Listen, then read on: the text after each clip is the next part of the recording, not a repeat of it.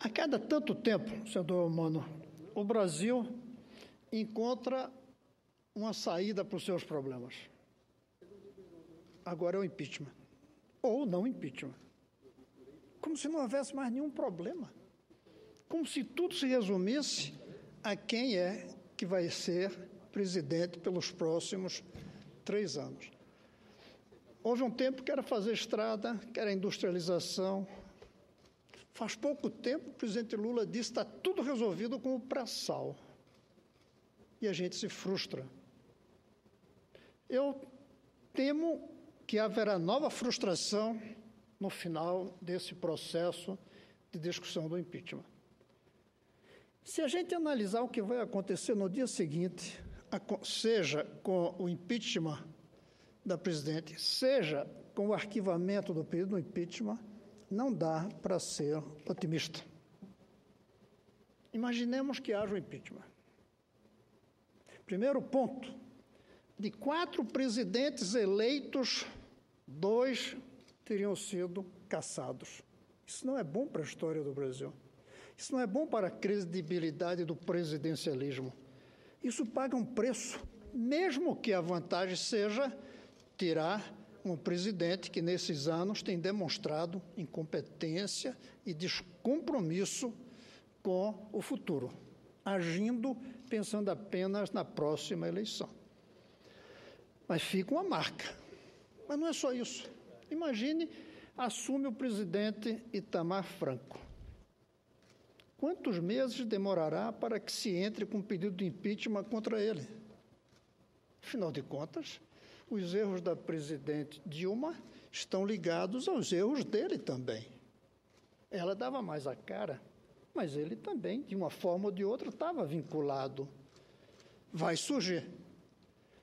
E imagine que um presidente da Câmara, por uma decisão ou outra, por um descontentamento ou outro, encaminha. Mais uma vez, nós vamos entrar num período de debate sobre impeachment ou não impeachment. Outra vez o fla-flu, os que estão a favor e os que estão contra, e o Brasil não existindo. Mas vamos supor que isso não aconteça, que ele assume, e que ele comece a fazer um bom governo, como fez Itamar. Mas não esqueça que, a partir do primeiro dia, o Partido dos Trabalhadores vai estar na oposição. O ex-presidente Lula vai ser o líder dessa oposição. Lembrando que, no seu governo, o salário mínimo chegou a $300. Ele não vai dizer que o dólar caiu por culpa do governo que ele elegeu. Dizendo que filho de pedreiro entrou na universidade, que é verdade. Não vai dizer que a educação de base não deu o salto que deveria. Imaginem o Partido dos Trabalhadores, liderado por Lula, na oposição a Michel Temer, com todos os problemas que Michel Temer herdará do governo atual. Não vão ser anos fáceis. Não vão ser anos que a gente possa dizer que as coisas estão indo bem. E aí, depois de 3 anos, a gente tem de volta, provavelmente, o Lula, a sua turma. Até porque, nesse período, as pessoas vão esquecer as coisas erradas que foram feitas, provavelmente. E eu não vejo ninguém trazendo outras propostas que entusiasmem o eleitorado.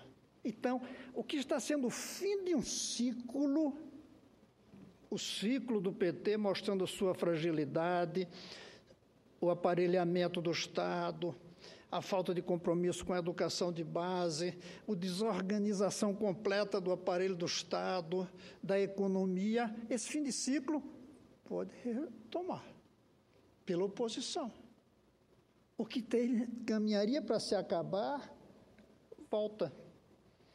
Então, não pensem que o impeachment vai dar um salto no Brasil. Mas vamos supor que não venha um impeachment, e aí a preocupação é grande. Porque a gente não apenas vai ter mais 3 anos de um governo que está demonstrando que é desastrado. Pior, imagine no dia seguinte do arquivamento do processo do impeachment, a festa com bandeiras vermelhas espalhadas por todo o Brasil, dizendo: fomos anistiados, tudo era mentira, tudo que diziam era falso. E o povo, não vão dizer que foi uma comissão da Câmara, nos isentou. Vão pedir, inclusive, anistia para os presos. Vão dizer que o Lava Jato é uma invenção golpista. Não está bem o que vai acontecer se o impeachment não vier. Não está bem o que vai acontecer se o impeachment vier. E aí, como é que a gente fica? Do ponto de vista do impeachment, se vier para o Senado, eu vou me guardar para analisar com muito rigor os argumentos legais. Não vou votar politicamente. Eu votei politicamente contra Dilma, como eleitor. Não sou responsável pelo que ela está fazendo aí. Agora, tirar um presidente, eu não quero ficar na história como quem fez isso levianamente. Caçar presidente eleito, mesmo com a incompetência, com o descompromisso, como a gente está vendo e eu denunciando desde antes, quando mostrava os erros que estavam sendo cometidos e era esnobado, ridicularizado pela equipe ligada ao presidente. Eu não quero ficar como quem votou para derrubar presidente eleito, a não ser com argumentos sólidos, legais. Não por incompetência. Por incompetência, quem votou nela, colocou lá. Eu avisei, eu alertei, eu tentei convencer pessoas boas do meu lado de que não era o melhor caminho para o Brasil. Eu vou cuidar de fazer isso quando chegar aqui e ver os argumentos. Agora, eu não posso achar que a história do Brasil termina quando se votar o impeachment, para um lado ou para o outro. Eu quero pensar o day after, o dia seguinte, o momento posterior, como eu venho tentando há tempo aqui. O dia posterior, com Dilma ou sem Dilma, com impeachment colocando Temer, ou sem o impeachment mantendo Dilma, o Brasil só terá futuro digno, decente, se formos capazes de virar essa página de um governo incompetente, criando um governo competente, capaz de conduzir o Brasil. Com a Dilma, inclusive, se for decidido que ela continue. Ela continuar do jeito atual, vão ser 3 anos destruidores. Quem sabe ela não aceitaria sugestões, recomendações que já foram feitas, e eu fui um dos senadores que, apesar de não compartilhar da situação, fui lá e entregamos uma carta em que dizíamos: presidente, diante do Brasil tem 3 futuros terríveis. O TSE caçar o seu mandato e do vice-presidente. O Senado fazer o impeachment do seu mandato. Ou terrível continuação do seu governo como ele está. Dissemos não. Escrevemos e entregamos essa carta para ela. Está entregue. Começa assim. E sugeríamos que ela mudasse, já que a gente não ia mudar a ela, porque não é o melhor. Mude, senhora. Seja Itamar da senhora, foi uma frase que foi dita e que não está escrita. E para isso, o que era preciso? Primeiro, reconhecer os erros grosseiros, brutais, de mentira na campanha, de baixar a tarifa de luz para aumentar na semana seguinte a posse, de gastar mais do que era possível, quando todos sabiam, e foi dito aqui, que levaria à inflação, que levaria a déficit, que levaria a desequilíbrio fiscal. Parar aquela desoneração irresponsável para diversos setores industriais, com o argumento de que aquilo era para enfrentar a crise lá de fora. Foi dito isso, reconheça os erros. E diga que vai ter que continuar, porque tem mais 3 anos. E que precisa de todos. Chame a oposição para dialogar e buscar uma proposta. Saia do PT e diga que seu partido é o Brasil. E não o PT, nem o PDT, nem o MDB, nenhum partido. Assuma que o partido é o Brasil inteiro. E vamos governar todos juntos. Mas isso foi em agosto. E não serviu de nada. Não adiantou nada. Por isso, eu temo que, não havendo impeachment, haja uma grande festa nacional do Partido dos Trabalhadores, com bandeiras vermelhas em todas as praças, dizendo: fomos anistiados, fomos perdoados. Tudo aquilo era mentira. A Câmara de Deputados mostrou que nada disso é verdade sobre nós, que a Petrobras está uma maravilha, essa seria a verdade, que os presos deveriam ser soltos, que o Lava Jato fechada. Eu temo que esse seja o caminho, se não houver o impeachment. Mas eu temo que, se houver o impeachment, o caminho também não vai ser bom. Se o Temer não for capaz também de trazer um governo de coalizão nacional, como foi o Itamar. Mas lembrem-se que o Itamar, o PT se negou a participar. A Erundina, que era deputada do PT, foi convidada para ministra, aceitou e foi expulsa. E o PT foi para a oposição. Uma oposição virulenta, que pode voltar a fazer. E ressuscitar pela oposição. O que não vai ser bom para o Brasil, se ressuscitar agora. Eu até desejo que o PT ressuscite, mas leve 20 anos. E ressuscite diferente, com uma nova concepção, com uma nova visão. Agora é um perigo, mas é o que pode acontecer. Por isso, senador Romano, eu não estou otimista nem um pouquinho.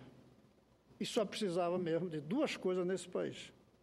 Mas a gente não vai ter essas coisas ainda. Duas coisinhas só. Um é política com credibilidade. Sem isso, a gente não vai fazer mais nada. Antigamente, a gente precisava de capital para desenvolver. Não precisa mais, porque com a globalização, se tiver credibilidade, vem dinheiro de fora. Dinheiro chega aqui. A gente precisa de um Estado forte para fazer. Não precisa. Se a gente quiser hoje, com a modernização da economia hoje, abre-se licitações e as estradas surgem, os portos surgem, os aeroportos surgem, com o capital privado. Não precisa mais.